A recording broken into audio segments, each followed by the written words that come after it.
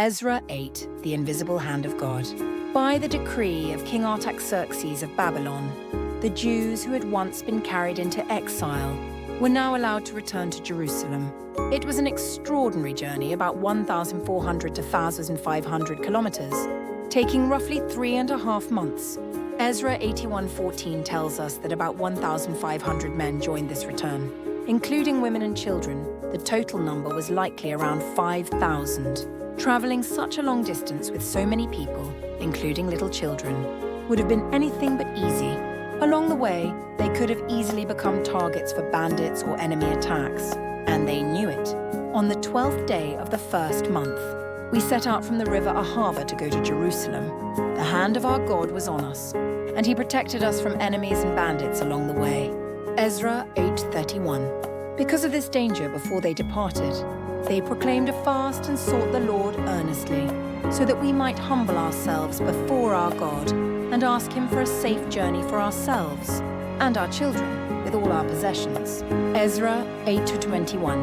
What is remarkable is that they deliberately chose not to ask King Artaxerxes for soldiers or horsemen to protect them.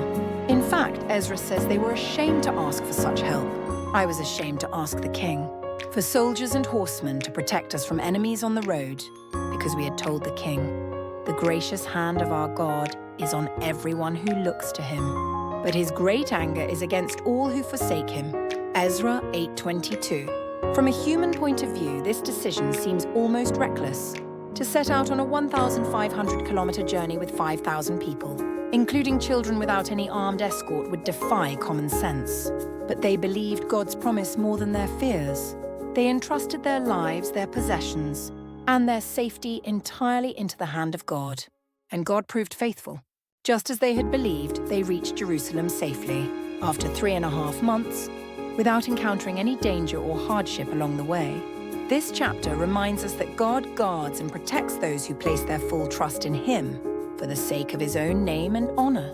The gracious hand of our God is on everyone who looks to him, but his great anger is against all who forsake him. Ezra 8:22. God sometimes leads his people in ways that go beyond human logic or common sense.